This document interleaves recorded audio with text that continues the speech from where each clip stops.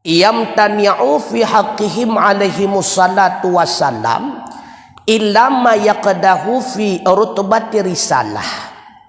Maka tidak tersembunyi pada hak mereka Rasul alaihimus salatu wassalam kecuali oleh yang menghinakan ia pada martabat risalah. Fala yamtana, tidak tertegah. Karena Muhammad itu Rasul, Musa itu Rasul, Isa itu Rasul, Ibrahim itu Rasul. Yang namanya Rasul pastinya memiliki sifat-sifat umum layaknya manusia normal.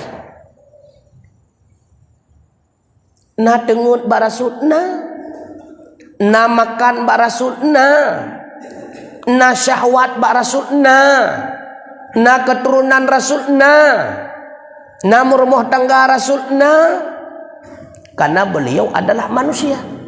Yang tidak ada pada Rasul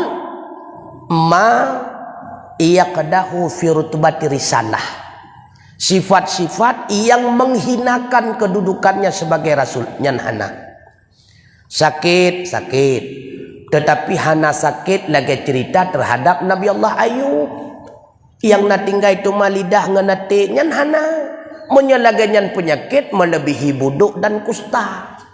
Buduk dan supak penyakit hina.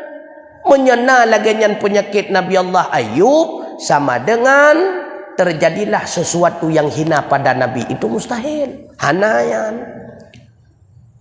Nah sakit Nabi Allah Ayub, karena sakit yang diberikan kepada Nabi Allah Ayub bahagian daripada ujian, bahagian daripada cobaan. Seandainya penyakit yang diberikan kepada Nabi Ayub ditimpa kepada manusia biasa, sungguh manusia biasa tidak akan mampu sabar, tidak akan mampu menanggung musibah penyakit yang demikian. Nabi Ayub kenapa mampu? Itulah bahagian daripada mukjizat. Maka di antara mukjizat Nabi Allah Ayub, diberikan penyakit kepada beliau yang seandainya diberikan kepada manusia biasa tidak sanggup untuk melewati penyakit tersebut, untuk sabar, untuk menghadapi. Tapi Nabi Allah Ayub mampu. Kemampuan itu dinamakan dengan mukjizat. Tiban sakit Nabi Ayub, hana cerita dulu. Yang menyegebi kegetanya walaganyan penyakit, haik tak lewati itu kumutuan. Maka luka-luki lagi lam sejarah, nyan adalah suatu sejarah yang dikembangkan oleh kaum Yahudi. Hana ya.